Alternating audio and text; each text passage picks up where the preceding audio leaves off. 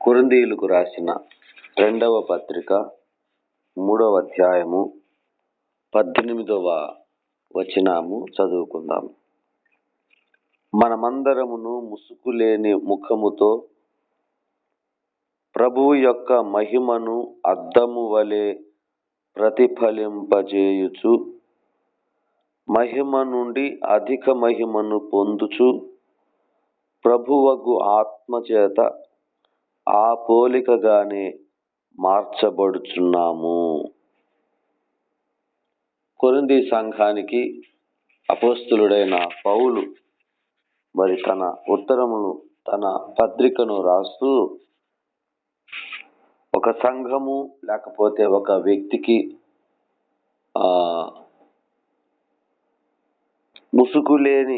ముసుకులేని ముఖముతో మహిమను అద్దము వలె ప్రతిఫలింపచేయాలని, అంటే ఒక మాటలో అనాలంటే మహిమ నుండి అధిక మహిమ నుండి అధికమైనటువంటి మహిమలోకి చేరడానికి ప్రభువగు ఆత్మచేతనే ఆ పోలికగా మనము మార్చబడుచు ఉన్నాము. అంటే పరిశుద్ధాత్మ దేవుడు సంఘాన్ని లేకపోతే ఒక వ్యక్తిని ఏ విధంగా సిద్ధపరుస్తున్నారో అర్థమవుతా ఉంది. ఈ సంవత్సరము నిన్నటి కాల సమయం అంతా కూడా అందరము నూతన సంవత్సరపు ఆరాధనలో పాల్గొన్నారు. ఒక్కొక్కరికి ఒక్కొక్క వాగ్దానం అనేది ప్రభువు ఇచ్చి ఉంటాడు. ఆ వాగ్దానములన్నీ కూడా మనము స్వతంత్రించుకొందుముగాక. ఆమేన్. అయితే ఈ దినము కూడా దేవుడు యేసు వలె మారుటకు దేవుడు మనకు తోడుగా ఉన్నాడు. యేసు వలె మారడానికి లేకపోతే మహిమలో నుండి అధికమైనటువంటి మహిమలోకి, ఒక షైన్లో ఉన్నాము, ఇంకొంచెం షైన్గా ఉండడానికి, కొంచెం అందంగా ఉండడానికి.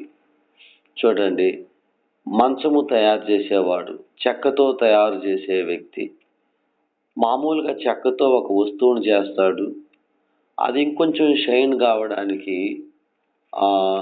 ఇంకొంచెం దానికి ఏవో మెటీరియల్ వేసి దగదగలాడేటట్టు చేస్తూ ఉంటాడు. ప్రభువు ఈరోజు మనల్ని మహిమలో నుంచి అధిక మహిమలోకి ఆయన చేయాలని ఇష్టపడుతూ ఉన్నాడు. మనం ఈ సంవత్సరం అంతటిలో కూడా మహిమలో నుంచి అధిక మహిమలోకి, అంటే ఈ 2025వ సంవత్సరము డిసెంబర్ 31వ తేదీకి మనం చేరుకునేటప్పటికి మన యొక్క వ్యక్తిత్వం కావచ్చు, మన ఆధ్యాత్మికమైన పరిస్థితులు కావచ్చు, అన్నీ కూడా ఈ సంవత్సరం కంటే, గత సంవత్సరం కంటే ఈ సంవత్సరము ఎక్కువగా షైన్ కావడానికి మనల్ని దేవుడు ఆ విధంగా మార్చడానికి ఇష్టపడుతూ ఉన్నాడు. రోమా పత్రిక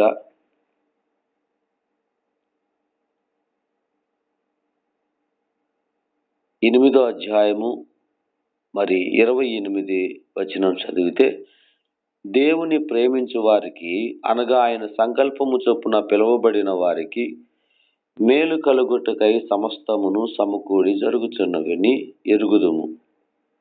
ఎందుకనగా తన కుమారుడు అనేక సహోదరులలో జ్యేష్ఠుడగునట్లు దేవుడెవరిని ముందు ఎరిగినో వారు తన కుమారునితో సారూప్యము గలవారొకటుకు వారిని ముందుగా నిర్ణయించెను.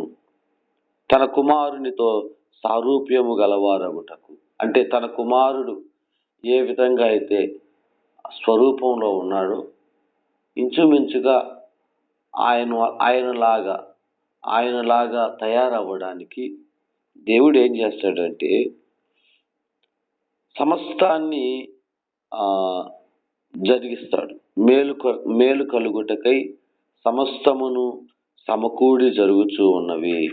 ఇక్కడ సమస్తము అనే దగ్గర దేవుడు మనల్ని తన స్వరూపంలోకి మలుచుకోవడానికి, మహిమలో నుండి అధిక మహిమలోకి కూడా మలుచుకోవడానికి మరి దేవుడు ప్రతి సంఘటన తన బిడ్డల జీవితాల్లోకి అనుమతిస్తూ ఉంటాడు.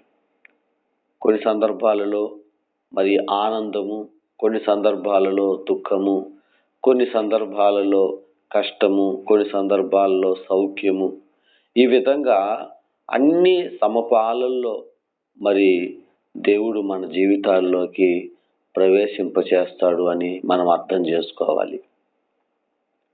పగలు సాయంత్రమైన ఉదయమును కలుగగా ఒక దినమాయను అని రాయబడినట్లుగా మన జీవితాలలో మరి ఎప్పుడూ సంతోషమున్నా దుఃఖం విలువ తెలియదు, ఎప్పుడూ దుఃఖం ఉన్నా సంతోషం విలువ కూడా తెలియదు. కాబట్టి అన్ని రకాలుగా పౌష్టికాహారం అంటే అందులో చేదు, పులుపు, వగరు, తర్వాత తీపి, ఇలాగా అన్ని రకాలుగా తింటేనే అది పౌష్టికాహారం అంటారు. కానీ ఒకేగా ఎప్పుడు కారం తిన్నా, ఒకేగా ఎప్పుడు మరి తీపి తిన్నా అది కొన్నిసార్లు అనారోగ్యానికి కూడా కారణం అవుతుంది.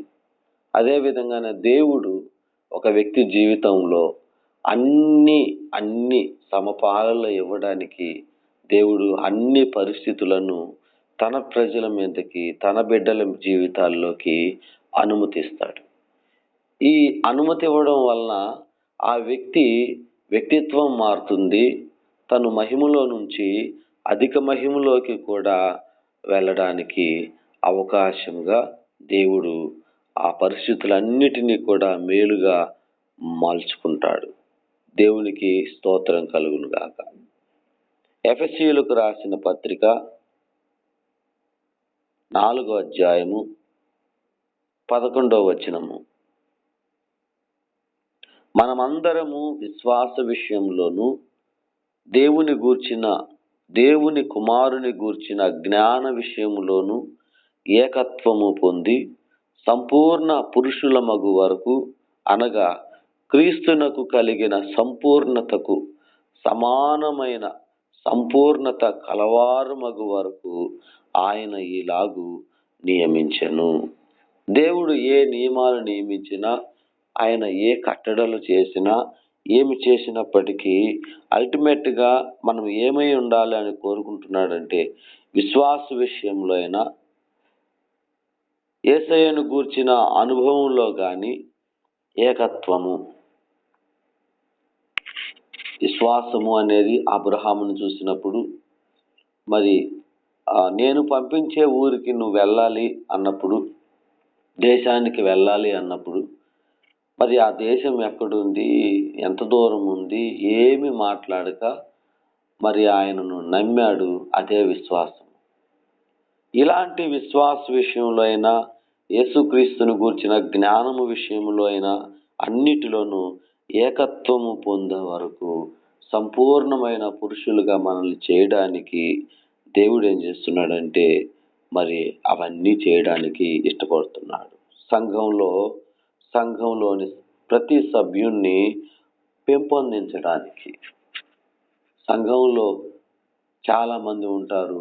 అయితే ప్రతి సభ్యుణ్ణి ఒక్కొక్క విధంగా, ఒక్కొక్క మాట ద్వారా సంఘములో ఒక 50 మంది కూర్చొని వింటూ ఉంటే వారిలో అందరికీ ఒకే మాట కాకుండా ఒక్కొక్కరికి ఒక్కొక్క మాట ద్వారా దేవుడు వారిని సంపూర్ణతలోకి నడిపించడానికి ఈ నియమాలు. ఏ నియమాలు అవన్నీ అంటే అపోస్తలుడు, తర్వాత సువార్తికులుగా, బోధకులుగా, ప్రవక్తలుగా, మరి కాపరిగా, ఈ విధంగా అన్ని 5-fold మినిస్ట్రీ అనేది సంఘంలో ఉన్నప్పుడు ఒక్కొక్కరి ద్వారా ఒక్కొక్కరిని విశ్వాస విషయంలో యేసుక్రీస్తును గూర్చినటువంటి ఆ సంపూర్ణమైనటువంటి ఆ జ్ఞానం విషయంలో దేవుడు సహాయం చేయడానికి ఇష్టపడుతున్నాడు. మొట్టమొదటగా వ్యక్తిగతంగా మరి దేవుడు ప్రతి సంఘటనను మన జీవితంలోకి పంపించినప్పుడు దానిని మనము ప్రేమతో అంగీకరించుదుము గాక. రెండవదిగా సంఘంలోని ప్రతి సభ్యుణ్ణి కూడా ఆ పెంపొందించడానికి కూడా ఆ ఈ యొక్క ఈ యొక్క కార్యము జరగడానికి ఇష్టపడుతున్నాడు. అంటే ఒక్క వ్యక్తే కాదు, సంఘం అంతా కూడా మహిమలో నుంచి అధిక మహిమలోకి వెళ్ళాలి అన్నదే దేవుని యొక్క ఉద్దేశం. ఈ అధిక మహిమలోకి వెళ్ళడానికి మరి పరిశుద్ధాత్మ దేవుడు ఎంతగానో మనకు సహాయం చేస్తూ ఉన్నాడు. ఈ చదివిన దాంట్లో ప్రభువే ఆత్మ, ప్రభు యొక్క ఆత్మ ఎక్కడ ఉండునో అక్కడ మరి స్వాతంత్ర్యం ఉండునను దానికి ముందు ఉన్నప్పటికీ మనము ఆత్మ చేత ఆ పోలికగానే మార్చబడుచున్నాం.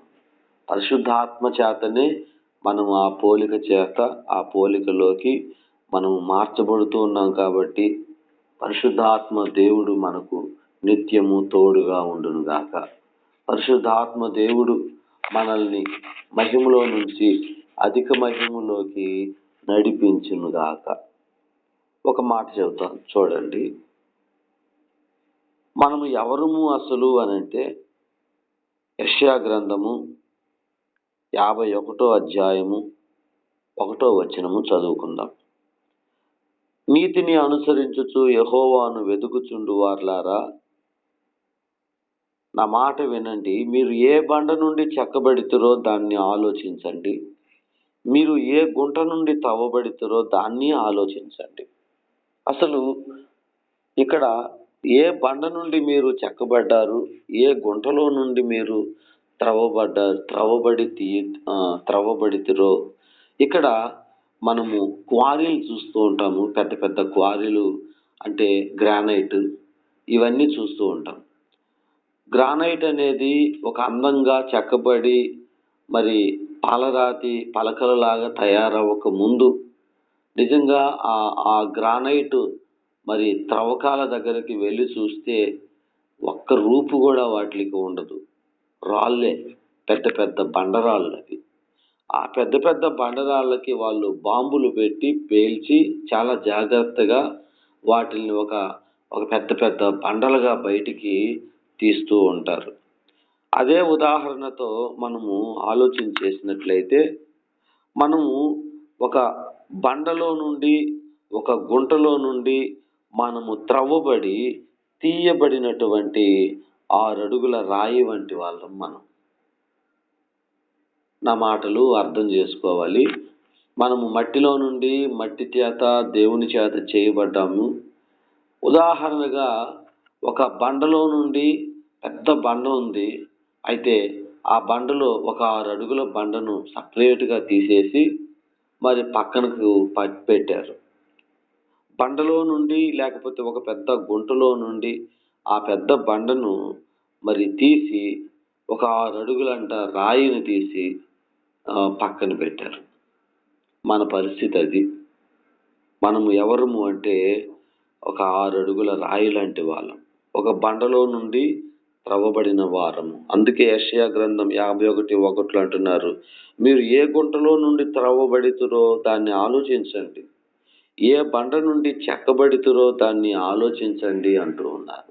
ఇప్పుడు ఆ బండలో నుండి చెక్కబడి ఓ పెద్ద బండను ఆ గట్టు మీద పెట్టారు. అయితే ఇప్పుడు ఈ బండ ఎక్కడ ఉండాలి అనంటే ఒకసారి చూద్దామండి. పేతురు రాసిన మొదటి పత్రిక 5వ అధ్యాయము 6వ వచనము చదువుతాను.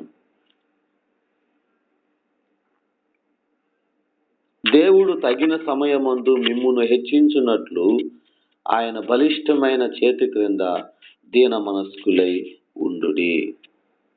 ఇక్కడ ఆయన బలిష్టమైన చేతి క్రింద, సాధారణంగా శిల్పికారుల దగ్గరకు మనం వెళ్ళి చూసినప్పుడు ఒకేసారి బండనంతా నిలవబెట్టి ఆ శిల్పికారి తన చేతితో ఉలి మరొక చేతితో సుత్తి పట్టుకొని ముఖాన్ని కానీ అన్నిటినీ చెక్కడం ప్రారంభిస్తారు. కానీ ఆ చెక్కే వ్యక్తి మొట్టమొదటిగా చేసే పని ఏంటంటే ఆ బండను నేల మీదనే పడవేస్తారు. ఆ బండను నేల మీదనే పడవేసి మరి నిలబెట్టి బండను నిలవబెట్టి ఆయన ఆ విగ్రహాన్ని చేయడు, ఆ శిలను చేయడు. కానీ ఆ బండను అలా నేల మీద పడేసి దాని దాన్ని అక్కడ పైనుంచి మరి ఉలి చేత్తో సుత్తి ఒక చేత్తో పట్టుకొని కొట్టడం ప్రారంభిస్తూ ఉంటాడు. ఈ ఊహా చిత్రాన్ని మనం చూస్తూ ఉన్నప్పుడు ఆ చేతి క్రింద బండ ఉంది అని కనపడుతుంది. ఆ శిల్పికారి చేతి క్రింద ఇప్పుడు బండ ఉంది.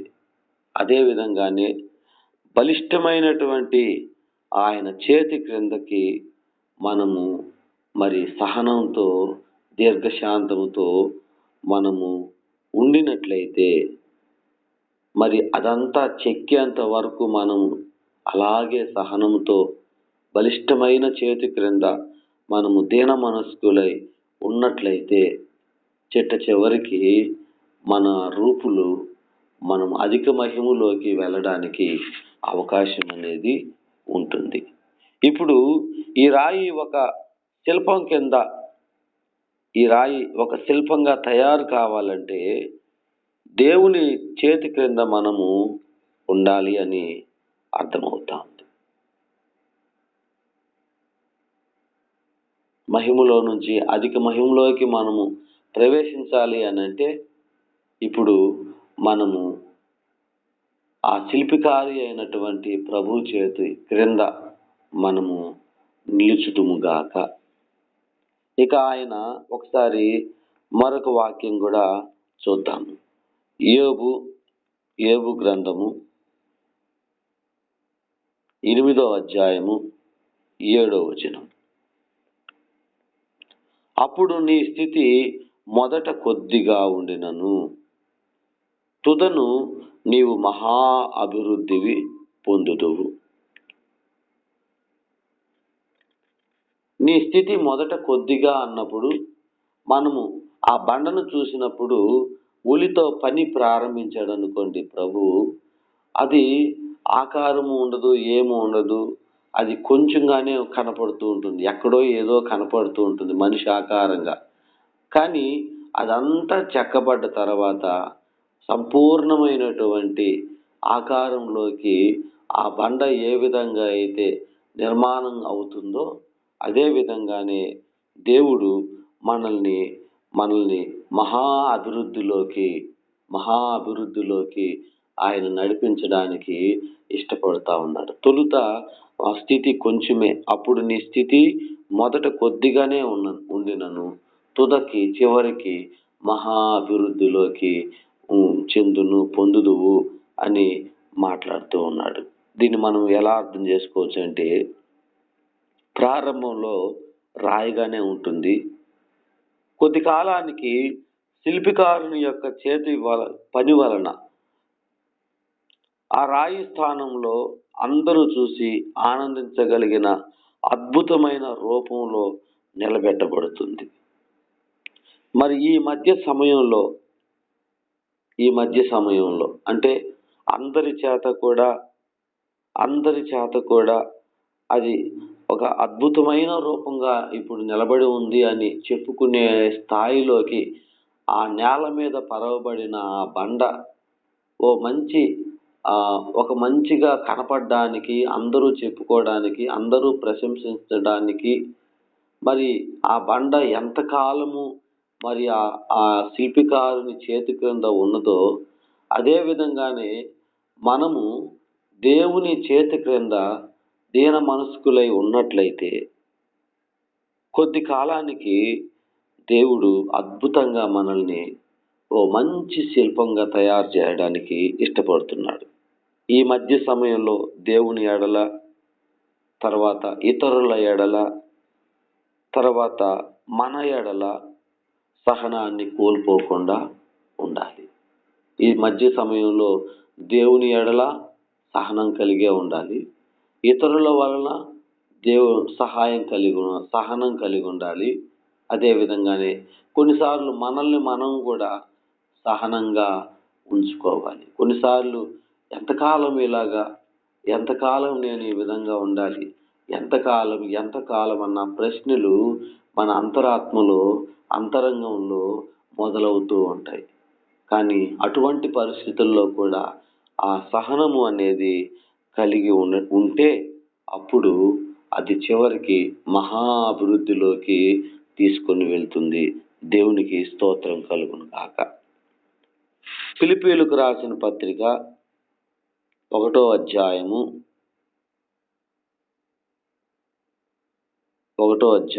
6వ వచనం.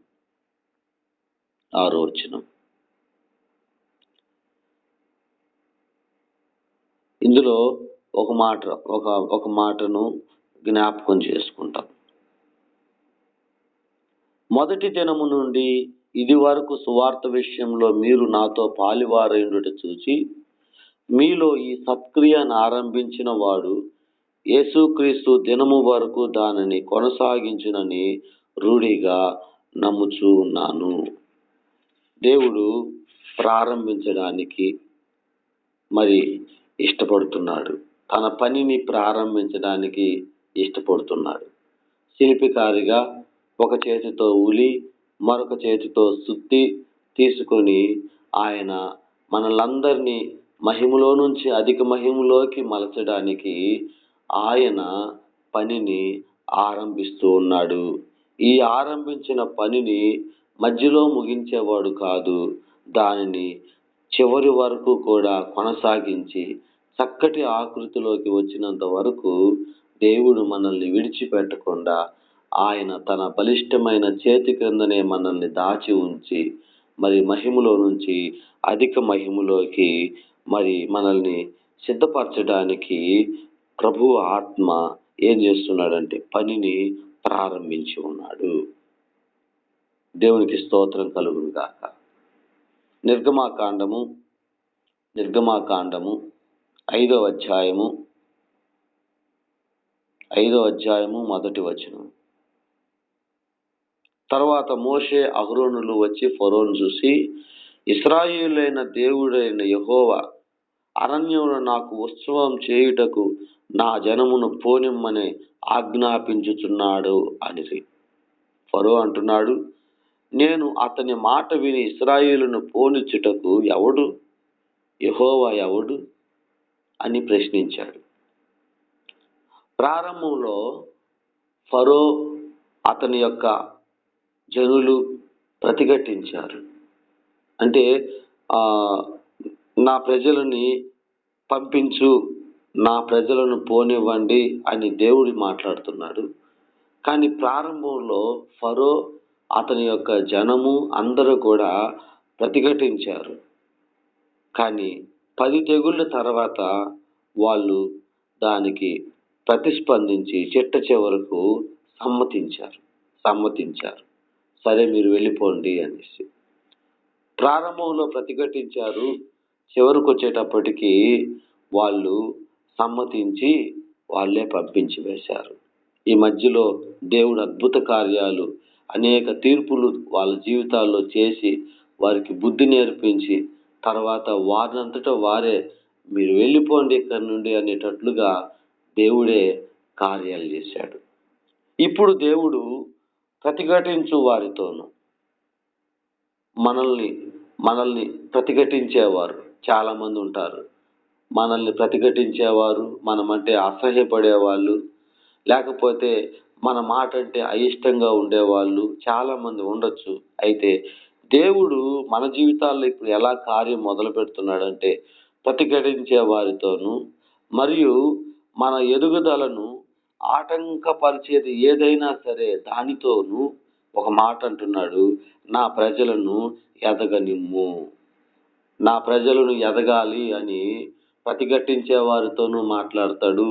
అదే విధంగానే మన ఎదుగుదలకు ఆటంకాలుగా ఉన్న ప్రతి దానితోనూ దేవుడు మాట్లాడుతున్నాడు, నా ప్రజలను ఎదగనిమ్ము, నా ప్రజలు ఎదగాలి అని అంటున్నాడు.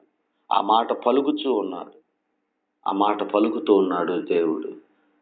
మనం ఎదగకుండా మనకు ఆటంకాలుగా ఏవేవి ఉన్నాయో వాటితో దేవుడు మాట్లాడుతున్నాడు.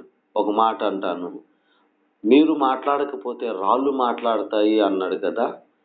మరి దేవుడు అన్ని పరిస్థితులతోనూ మాట్లాడగలడు. గాలి సముద్రం మీద అలలతో ఆ పడవలు కొడుతూ ఉంటే ఆ పడవల్లోకి ఊగిపోతూ నీళ్లు పడిపోతూ ఉండి ఆ శిష్యులందరూ భయపడుతూ ఉన్నప్పుడు ఆ సముద్రపు అలలతో తుఫానుతో మాట్లాడాడు కదా, మిక్కిలి ఊరకుండుమని అన్నప్పుడు అవి సైలెంట్ అయిపోయాయి.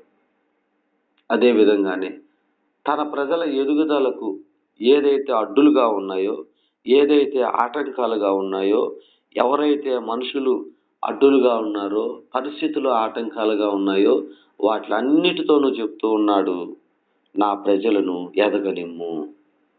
నిర్గమాకాండం 5వ అధ్యాయము ఆ దేవుడు ఆ మాట నా ప్రజలను వెళ్ళనిమ్ము అనేటప్పటికీ 400 సంవత్సరాలు పైనే వాళ్ళు బానిస బ్రతుకుతూ ఉన్నారు. ఇప్పుడు దేవుడు జోక్యం చేసుకొని నా ప్రజలను బయటకు పోనివ్వు అని ఫరోతో చెప్తూ ఉన్నాడు. ఇక్కడ గత కాలంలో మనము కొన్ని సందర్భాలలో మరి ఫెయిల్యూరు, లేకపోతే బాధలు, లేకపోతే ఎదగలేని పరిస్థితుల్లో ఏమో మనకు తెలియదు, కానీ ఇప్పుడు మాత్రము చెప్తున్న మాట ఏంటంటే నా ప్రజలను ఎదగనిమ్ము అని పరిస్థితులన్నిటికీ చెప్తూ ఉన్నాడు దేవుడు. దేవుడే ఈ మాటలు పలికితే దేవుడు మన పక్షంగా ఉండగా మనకు విరోధి ఎవడు? దేవుడు ఈ సంవత్సరం అంతా మన పక్షంగా నిలవబడుతున్నాడు. మన పరిస్థితులు లేకపోతే మనకు ఎదురయ్యే సవాళ్ళు అన్నిటిలోనూ దేవుడు ఉండి దేవుడు ఆ పరిస్థితులతోనూ ఆ ఆటంకాలు కలిగించే మరి ఆ వ్యక్తులతోనూ అందరితోనూ ఒక మాట అంటాడు, నా ప్రజలను ఎదగాలి, ఎదగనివ్వండి అని దేవుడే మాట్లాడుతున్నాడు. దేవునికి స్తోత్రం కలుగును గాక. మన దేవుడు ఎలాంటి వాడంటే ఆయనలో ఉన్నవి కొన్ని చెప్తాను. ఒకటి, నిద్రపోని కన్ను కలిగిన వాడు, మూసుకొనని చెవి కలిగిన వాడు, అలుపెరగని బలమైన దక్షిణ హస్తం కలిగిన వాడు, ఎప్పుడు కూడా విఫలం కాని ప్రేమ కలిగిన వాడు. నిద్రపోని కన్ను కలిగిన వాడు అంటే అందరూ నిద్రపోతూ ఉంటాం, కానీ మన దేవుడు కునుకడు, నిద్రపోడు. ఆయన మూసుకొనని చెవి కలిగిన వాడు అంటే చెవులు మూసుకొని ఉండడు, కానీ ఎవ్వరు ప్రార్థన చేసినా ప్రార్థనను విని ఆ ప్రార్థనకు జవాబిచ్చే దేవుడు. అలుపెరగని బలమైనటువంటి దక్షిణ హస్తము కలిగిన వాడు అంటే మనమైనా అలసిపోతూ ఉంటామేమో, కానీ మన ప్రభువు అలుపు అనేది ఆయనకు ఎరగడు. అంతటి బలమైనటువంటి శక్తి కలిగిన దేవుడు. అంత మాత్రమే కాదు, మనము కొన్ని సందర్భాల్లో ప్రేమించే విషయంలో విఫలమైపోతూ ఉంటామేమో, కానీ ఎప్పుడు కూడా విఫలము కాని ప్రేమ మన ప్రభువుది. కాబట్టి ఆ చేతి క్రింద మనలను మనము అప్పగించుకుందామా? ఓ చక్కటి శిల్పంగా రూపాంతరము చెందడానికి మనల్ని మనము అప్పగించుకుందామా? మనము ఎవరము అంటే ఒక గుంటలో నుండి తీయబడిన 6 అడుగుల బండ. ఈ బండను ఒక శిల్పంగా తయారు చేయడానికి ఒక శిల్పికారుడు వలె మన ముందు నిలబడుతున్నాడు. అయితే ఆయన చేతిలో సుత్తె ఉంది, ఆయన చేతిలో ఉలి ఉంది. మనము బండగానే ఉండిపోవాలనుకుంటే ఉండిపోవచ్చు, లేదు ఒక మంచి శిల్పంగా నేను తయారవ్వాలి అని అనుకుంటే ఆయన చేతి క్రిందకి రావచ్చు. దేవుడు కోరుకునేది మహిమలో నుంచి ఇంకొంచెం అధిక మహిమలోకి మనల్ని మార్చడానికి. మన జీవితాలలో కొన్ని పరిస్థితులు అనుమతించేది దేవుడే. తర్వాత పరిశుద్ధాత్మని యొక్క సహాయము ద్వారా మనల్ని ఆ స్థితిలోకి మార్చేది దేవుడే. ఆయనే ఒక చేతితో ఉలిని పట్టుకొని మనల్ని చెక్కడము పని చేసేది కూడా ఆయనే. అది కూడా ఆరంభించానని మాట్లాడుతూ ఉన్నాడు, దాన్ని కొనసాగిస్తాడు. అయితే మనం ఏం చేయాలంటే సహనం కలిగి దీన మనస్కులై ఆయన చేతి క్రింద అలా ఉన్నామంటే కొద్ది కాలానికి అది తొలిత కొంచెమే, తుదకు అది మహాభివృద్ధి. ఈ సంవత్సరం డిసెంబర్ 31వ తేదీ కల్లా అనేక గొప్ప సాక్ష్యాలు మనము ఈ గ్రూపులో ఉన్నవారే వింటారు. అదేవిధంగానే ఇప్పుడు వస్తున్న వారి కంటే ఇంకా అనేక మంది కూడా మరి ఈ గ్రూపులోకి వచ్చి దేవుని మాటలు విని బలపడే ఒక గొప్ప కృప దేవుడు మనకు ఇవ్వబోతా ఉన్నాడు. నా ప్రజలను ఎదగనిమ్ము అని పరిస్థితులతోనే దేవుడు మాట్లాడినప్పుడు, ఎదగకుండా ఆటంకాలుగా ఉన్నటువంటి వాటితోనే దేవుడు మాట్లాడుతున్నప్పుడు మనకు విరోధులు ఇంకా ఎవరున్నారు? దేవుడే మన పక్షంగా ఈ సంవత్సరం అంతా ఉంటాడు. ఆయన నిద్రపోడు, ఆయన చెవులు మూసుకోడు, ఆయన కలుపనేది లేదు. ఆయన విఫలం కాని ప్రేమ కలిగిన వాడుగా దేవుడు మన పక్షం ఉన్నాడు. కాబట్టి మనల్ని మనము ఆయన చేతి కింద మనల్ని మనం అప్పచెప్పుకుందామా? ఒక చక్కటి శిల్పము రూపాంతరము చెందుతేటట్లు మనల్ని మనం అప్పచెప్పుకుందాం. దేవుడి మాటలు దీవించును గాక. ఆమేన్.